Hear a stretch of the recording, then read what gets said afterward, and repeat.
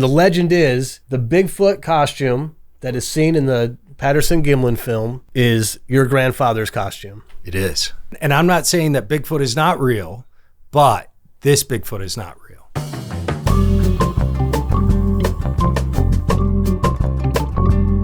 We spend a lot of time on here talking about movies, behind the scenes, a lot of things. Today we are joined by Sean Morris, the ringmaster extraordinaire of Morris Costumes. Sean, welcome. Thanks for having me. Idiots and Bars. Yeah, thanks. Yeah. We produce this in Charlotte, North Carolina, and Morris Costumes is a institution in this city. Legendary. Your grandfather started Morris Costumes. 2025 was our 60th year in business, so this will be the start of our 61st year. And it all really started because my grandfather had done kind of all sorts of facets of show business and entertainment, and had a basement that was filled with costumes.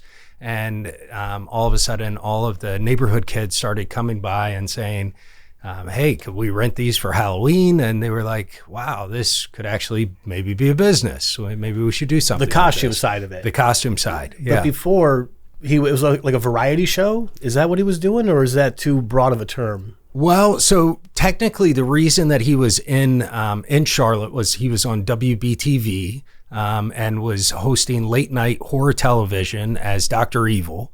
And then was also doing Captain Phil's Island of Adventures on Sunday mornings and tag team sometimes with the Bozo Show.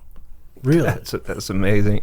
What were the Dr. Evil shows? Because I had seen some videos on your channel. Was he doing these shows between the horror matinees? Well, it was for the ghost shows. On stage, in person, that crazy mixed-up Dr. Evil and his terrors of the unknown, hideous creatures from beyond the grave leave the stage and grab girls right out of their seats. And that was technically where Dr. Evil started. It was a ghost show, and it was something you couldn't get away with today, to where they mixed a little bit of magic and horror and illusions and those type of things. And they would actually go into a theater. They would actually turn off all of the lights in the theater, even the exit lights, to where it was pitch black. You couldn't see anything. Not today. And yes, yeah. Yeah, no, you couldn't do that today. Yeah, and so they'd really just play off of people's superstition. They would tell people that there were going to be spiders that were going to roam the audience or crawl all over everybody, and they'd throw rice out from the balcony on top of people, and they'd have buzzers under these seats, and photoluminescent paddles to where it glows in the dark on one side and not on the other. And so all of a sudden you'd see a light up skeleton in your face. Just right in front of you. Just right in front of you. And so then it's gone. walk up to somebody, you're just dressed in black. Yeah. The black paddle. And then just flip it. Exactly. Yep. And then there it is. And then all of a sudden it's gone again. What happened? Yeah. What year was this? What year is this? It's in the 50s? Started in the 50s and ran all the way kind of close to the 60s and into the 60s, I guess. So he kind of pioneered the movie experience. Like, you could go now and get like a little bit of mist, and they'll pump fog in the theater. And his granddad was in there with rice, just throwing it at him, so he was the originator of that. That's pretty cool. That's right. When did he call it Dr. Evil? Because I saw some that were just Philip Morris, right? Yeah, so he started off as the Mad Monster Omar, and actually it was Dr. Morris, and then it went to the Mad Monster Omar, and he tested the Mad Monster Omar and realized it didn't really resonate roll off the with tongue people. Or roll off the tongue. And how he came up with that, I'm not sure.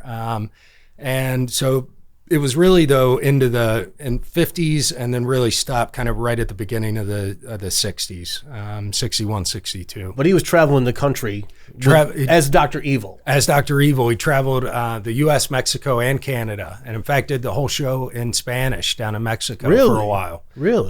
Yeah.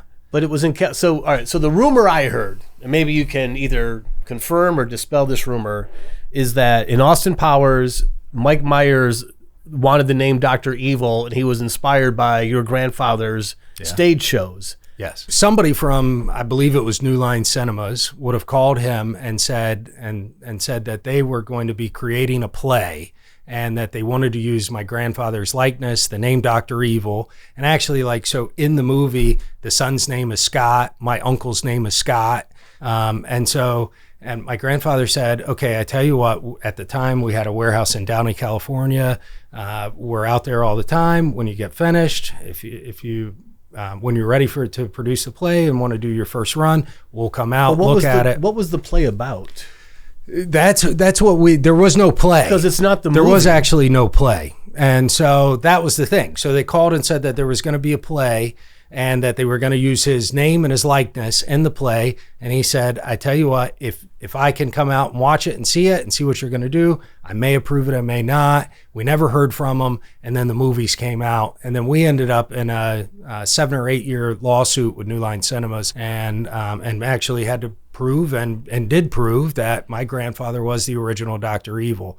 The whole movie was not based off of my grandfather, but a lot of his euphemisms and obviously the name and so in Scott, yeah. So did you guys win that? We did, yeah.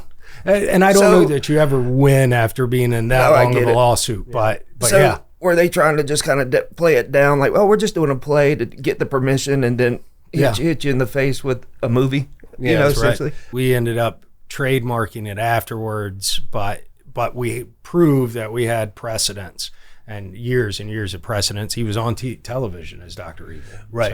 So really horror has always been a part of our lives. Although my grandfather was not big into horror films. But he knew everyone else was. But he knew everyone else was. Yeah. Well, he was a pioneer because 60 years ago was probably about the time America just really started doing Halloween. When did it, like when we were kids, I remember having just those plastic half shell masks with the rubber band. Oh, like the Ben Cooper mask? Yeah. When did it change from that was the go-to to then the full latex? Was that in the 80s? That wasn't in, I don't think in the 70s, right? When did that really kind of turn? I want to say it probably was in the mid to late 70s. I don't know specifically, but we were very good friends with Don Post Sr., who actually created the very first latex mask, and then carried his son Don Post Jr.'s mask. Well, the Michael Myers mask was a Don Post mask. That was William Shatner. Captain Cook, yeah. They just modified into this is just like urban legend. Is they got the William Shatner mask, made the eyes bigger, fooled around with the hair, painted it, scuffed it up, distressed it, and off it went. Did your grandfather create, and then I wouldn't say invent, but create stuff that you guys still hold the patent or copyrights for that you guys produce and sell? Some of it, yeah. So even after he passed, his work is still living. It's still living, and I've been recreating a bunch of it. I just redid, he had a severed head of his that they took a mold of his head, and I went back and now I'm making silicone, really awesome versions of his severed head, and just all sorts of, crazy off the wall stuff. But yeah. That's pretty cool. One of the ones I remember the most as a kid, I think this is a great story. So as a kid, my first job in the company was packaging horse shit. And it's really crazy, but we used to sell this thing. It was called Greetings from Rudolph. And you would get 4 horse turds and this little stocking, and it came in a little box with a bow printed on it, and it said Greetings from Rudolph. And now we can't get away with putting horse shit in a package and selling it to people. It was real horse shit? Real horse shit. We would go to my buddy's horse farm and we'd scoop it all out, let it dry for a couple weeks so that it was completely dry. And the horse shit's really clean. It's just grass. And so your granddad came up with that. What year did that start and what year did that stop?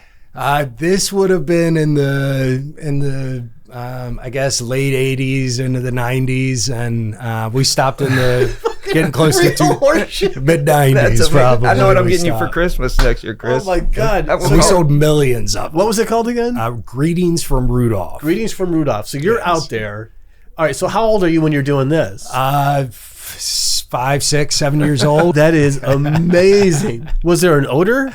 No, it doesn't stink. It's all dry, and so now you would just make a mold of it, or some manufacture something that's a theoretically, but it was better because it was real horse shit that you got in a little clear mesh stocking, and yeah. So he kind of invented the first kind of gag gift. Yeah. That's pretty great. So when did you guys have to cease that gag gift? You know, I want to say it was in the late 90s, almost 2000s is when we stopped. And I'm not 100% sure of the story as to why, but I think I know why. But literally, somebody probably got it. It was like, oh, somebody sent me chocolates. You know, yeah. It just took now a bite we know out the of it. origin of the first Karen. Whoever got that bit into it. Is this chocolate? Yeah.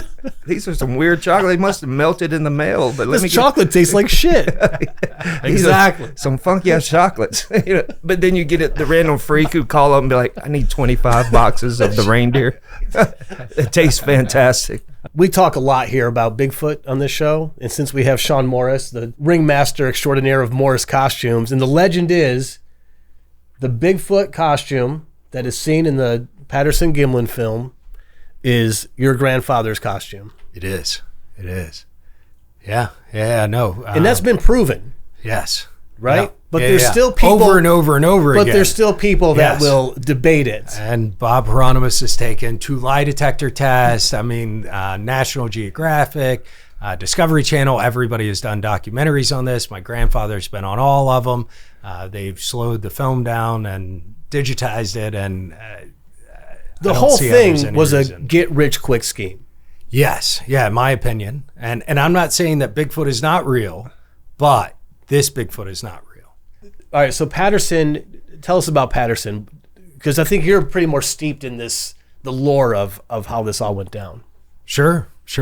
So Roger Patterson called my grandfather after seeing an ad that my grandfather had in a magazine called Amusement Business. It was the biggest magazine for anybody that was in show business. And so he posted an advertisement, and he was making gorilla costumes. And the reason... Your grandfather. My grandfather. And the reason that he was making gorilla costumes was it really started with an illusion called the Girl to Gorilla illusion, which was a carnival sideshow act that traveled around the country.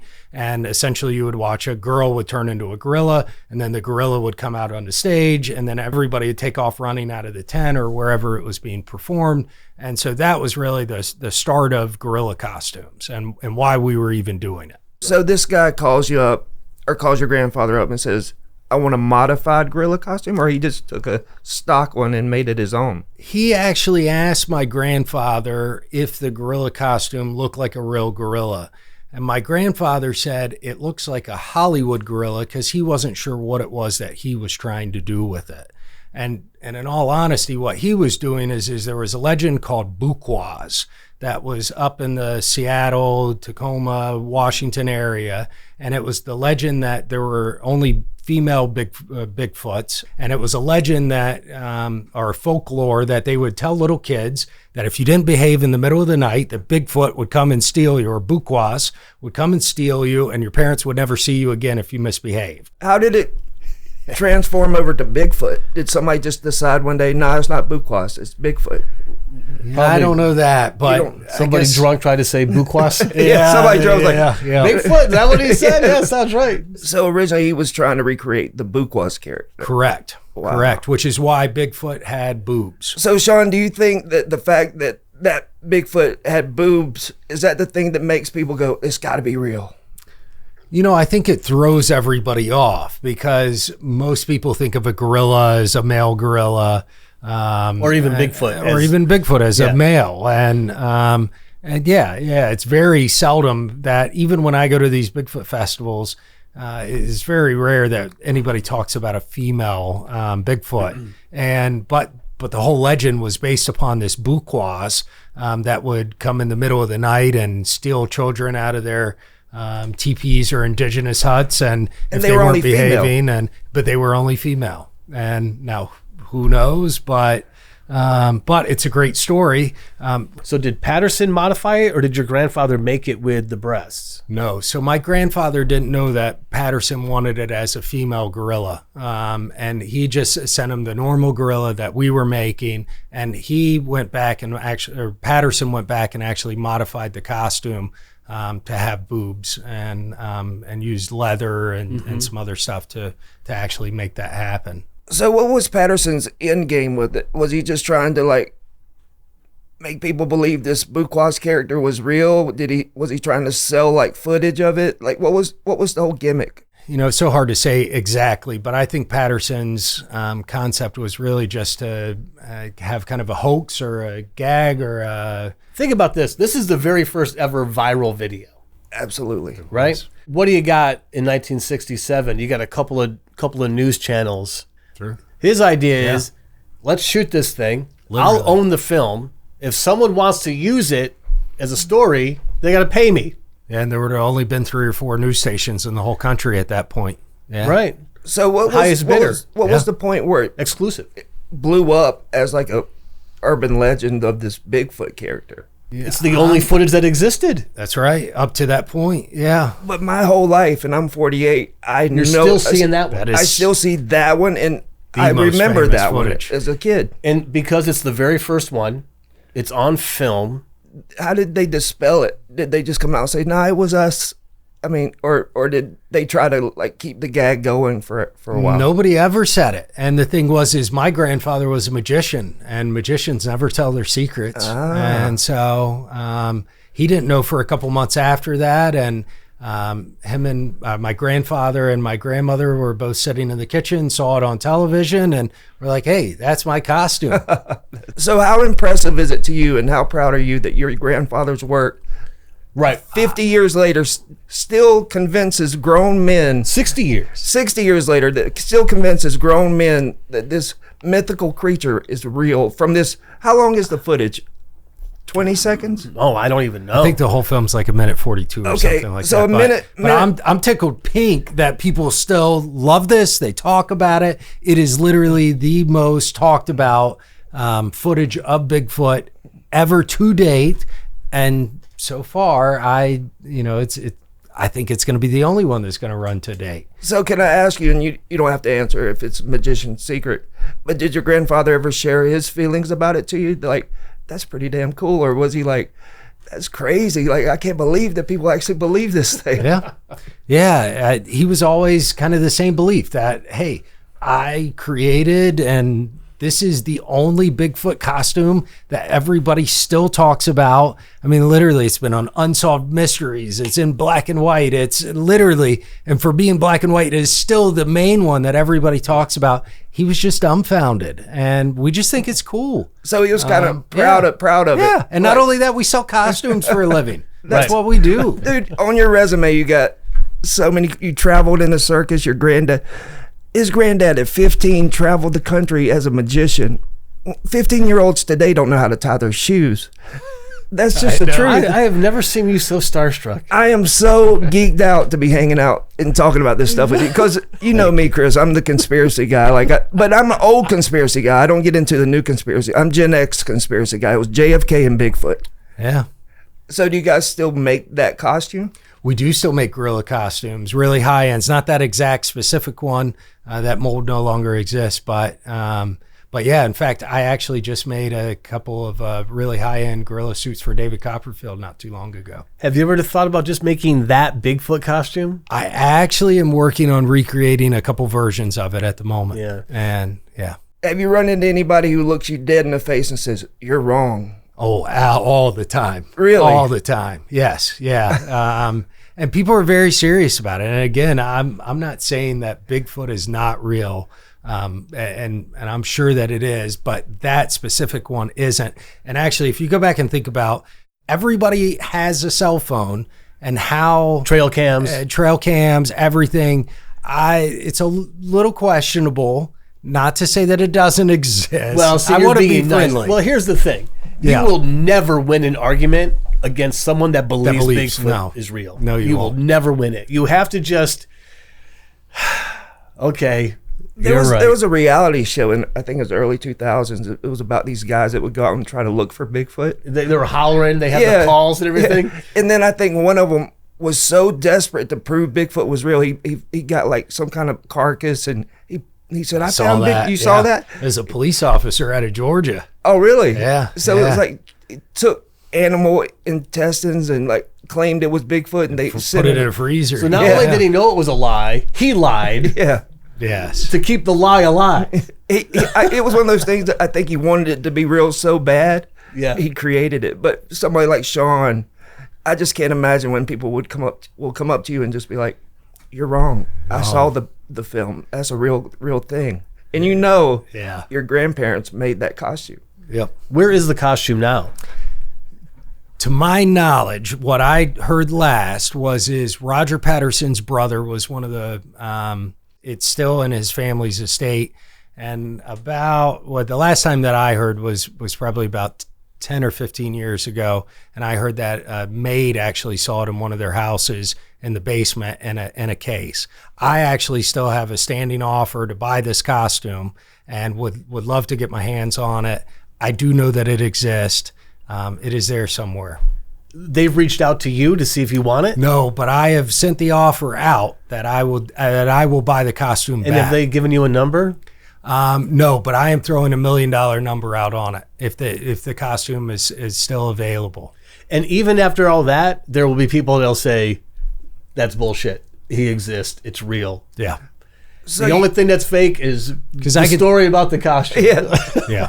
So Sean, the guy that was in the costume, where is he now? Bob Hieronymus is the gentleman that actually wore the costume. Would you consider him like the Bigfoot or the guy who ordered the costume? I think really and truly he's Bigfoot. Yeah, he's the guy, right? When he walks, he does have that same gait. He looks but then just I like it. saw someone side by side going, "Well, the Bigfoot Patty, her arms are longer." Well, you could do that. He adjusted the costume. Poles inside of the gloves. Yeah. He modified the costume apparently. He also had a glass eye, and you can see the sunlight reflect off of the costume glint from his there. glass eye. And Yeah. Did they have paperwork though from Patterson, like a receipt or anything that they could say, "Wait, that's that guy Patterson. I've got a thing here." Yeah, we made that. What's going on? I'm sure that they did, but it was one of those things like, who's going to hold on to it that if you- long? if And you it had really that- didn't become that big until later. Think about that. If you had the money order or the receipt and it had his name on it, Yeah. dude, that's the smoking gun. Yeah. You would have taken the money order to the bank. They would have taken it and cashed it. You don't think about it. and- It's 1967. Yeah. So Yeah. what was your grandparents' response when they saw it? Did they just say, "Well, it is what it is"? He probably This laughed is his, great. He Yeah, probably this is laughed great. his ass off. This is great. He's like, the guy got it. He got away with it, Yeah. Amazing publicity, free publicity, and fooling us to Yeah. this day. Do you find Bigfoot, the legend of it, was kind of peak Gen X, or do you think it's still as popular as ever? That film, that I think grainy it's still film. as popular as ever. That specific film, And that there's film been lives. lots of that them. film Yeah, will live. Yeah. yeah. I mean, there's been lots since, but none of them have even come close to this. People really absolutely believe it's real. Where do you stand on Bigfoot? I'm always interested because even not this Bigfoot, because I don't believe you it. have theories. I have a lot Bigfoot. of crazy theories about a lot of different things, but I Wait, don't really? If you watch the show, you know I'm the local lunatic. But I believe at some point in history there could have been something like an animal like that. But in our lifetime, in 100 years, I don't believe it. Have you ever been to any of these Bigfoot conventions or like the festivals? There's one here in Hickory, North Carolina, right or outside of Hickory. Have you been to that? Have you know about that? There's one in Marion, North Carolina, Yes. and also in Uwharrie National Forest, or right outside of Uwharrie, called the Uwharrie Bigfoot Have Festival. you ever been at least for North invited to Carolina. come, or do they want you to stay away? The Uwharrie Bigfoot Festival is nice enough to invite me, and the other ones I think are maybe a little questionable about. They don't want it out there to how ether? much? Yes, Yeah. yeah. They're in denial. Yeah, The maybe nervous. I might need security to get out of there, but I've been going back and actually recreating a bunch of really cool Bigfoot pieces and bringing it back, trying to pay tribute to my grandfather and to Bigfoot. I really love the idea of Bigfoot. I've gone back and made some really awesome Bigfoot statues and head bust, and anybody that loves Bigfoot will love, whether they believe in Bigfoot or they don't. I hope they'll enjoy what I have to bring to the table to kind of, share that I still like and love Bigfoot. Yeah. So I went on an airplane in 2004. This was back when they let you get hammered on airplanes, right? I'm in the middle of the air and I'm looking at SkyMall magazine, and there was these Bigfoot statues, and I'm just like, hammered out of my mind. I'm like, I fucking need that so bad. And we land, and I immediately call up Sky, whatever the Sky SkyMall. line. Get my credit card before I even got off the thing, and it's still sitting in my living room. I'm gonna get my wife to send a photo. There were 3 sizes or 4. I remember it was like a small, medium, large, extra large. I'm like, Extra I need large. the biggest one you got, and they were like, yeah, okay, we got you, and I still have it in my living room. It did show up. It showed up. And I have the same Bigfoot in my living room. You know what I'm talking Yeah. about. Oh yeah. How big is it? It's about probably 2 foot tall. Oh, I thought it 3 was foot like, I tall? thought it was going to be like 7 feet. No, I But don't at know. the time, it was the biggest Bigfoot on the market. Yeah. Yeah. So you know what I'm talking about. I do. Yeah. Somebody buys that or buys an air freshener or something like that. Like, is that the guy that rented the cameras? No, you can't trademark that. So you It's can't. public domain. Public domain. So Bigfoot Bigfoot's is. public domain. Yeah. Even down to the costume the guy ordered from your It grandparents. doesn't matter because it's just it's Right. hair and it's just stuff. It's not. There's no design. You Yeah, can't but say the- this is my Bigfoot. But that one's pretty Theoretically. Now, distinguishable though to me. Like that one has like a look to it. Listen, Ray, you're gonna lose this argument. You can't trademark Bigfoot. No, I know, but I'm arguing for it. Like the pose, like the guy's pose. Here's who got away with it. George Lucas did with Chewbacca. Chewbacca. that is gold. Let me tell you right now, Chewbacca is Bigfoot. That is. And if you could, anybody tells me different. I agree. It's like, it's Chewbacca. Trademark. Done. There you go. So I did a photo shoot for a record one time, and I put it in there. Oh, I love it. I love it. Is that the one you got? Do you have that? And I love your Kiss makeup. Yeah. Yeah. I'm a gigantic Kiss fan. Awesome. But I wanted my pinball machine and my Bigfoot statue. Let me share an awesome story after seeing your amazing Kiss pictures. So when I was 11 or 12, I got to actually travel with the band Kiss for 2 or 3 years. We even went on a worldwide tour, even over to Germany, and we did airbrush face painting for all the patrons. And I Really? got to travel with my grandfather, and we didn't paint the band's face, but No, but anybody I- that was there I- at the concert. I think, well, Yeah. I actually went to their last show at Madison Square Garden, Yeah. and they had booths where Yeah. you could People pay like face painting. $10 or $20 or whatever it was. You could be any character And you that want. was me. So Yeah. you guys would do that. That was us. Yeah. Wow, that's fantastic. Was that a thing that you made a deal with Kiss to be the official makeup people? Did you make the makeup kits back in the 70s? We didn't do the makeup kits. We did airbrushing literally all over, but Kiss just happened to be one of the people that we actually traveled around and painting drunk people. And yeah. So, Sean, I don't know what's cooler, your Kiss history or your Bigfoot history, but when you guys were, one thing, Chris, Kiss fanatics are crazy. Kiss fans don't want just their face done. You get people want their asses, their boobs, Yeah. their chests. So this is a girl who wanted Gene Simmons' face on her butt. Yeah, the word kiss on her butt. Yeah. And she would have somebody probably hoist her up, and she would bend over for Paul Stanley, hoping to get backstage. That is epic. That's a great story. So you guys did that for a few tours, you were It saying? was about 3 years. Yeah. Outside of everything Morris Costumes has going on, are there any new products or any new like lines of business you guys are looking at doing? Yeah, so I'm working on some history that I am recreating of my grandfather, trying to bring back all the original stuff, bringing that out to social media. And then I'm also working on Dr. Evil's Coffee, doing a lot of tributes to my grandfather. And I hope Dr. Evil's Coffee should launch in the next week or two, maybe month if I'm get a little backed up, but it's coming soon. So is this just like a passion project, or This is a passion project entirely. And again, going back to, sharing the history of my grandfather and, I'm a big coffee fan. So have you picked the flavors or a Dr. Evil blend? yeah. So this is all, very kind of exotic coffees that I just have picked that I like. And, I'm actually roasting all of it technically myself and, really getting into so it. this is and not just finding someone to put your logo on it. no, this is me Yeah, doing let's it. be clear, Yeah. because there's people that do that. Yeah. No, straight up, I am roasting what I drink. I will drink it first before I will sell it to anybody else. And yeah. Here's my curious question. Do you remember when they made ketchup green? Oh yeah, I couldn't do that. I couldn't either, but could you make a coffee red after Dr. Evil?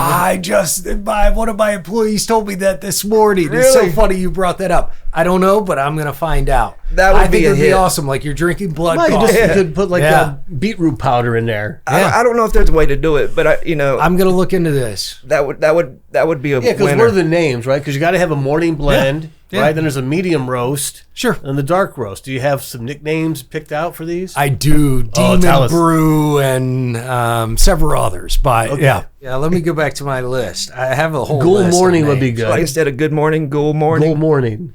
and morning like you're mourning someone. Exactly. Yes, morning roast. Got Demon Brew, Midnight Ritual, and Morning Mayhem are some of the starts, and then I got a couple more. Evil genius. I love it. I Evil love it. Genius it gets I you love ready it. for your work For day. your work day. There you Yeah. go. See, get us drunk, Sean. We'll come up with your old line. Good ghoul morning, evil genius. Love it. And I'm going to take what you just said, and it's going to be one of the next Yeah. next Love lines it. of coffee. I love it. Do you know how many horror movie nerds there are that would buy blood red coffee? Yeah, in fact, anybody watching right now, throw this in the comments. I want to know, what would you name the coffee, and I'll take it if it's a good one.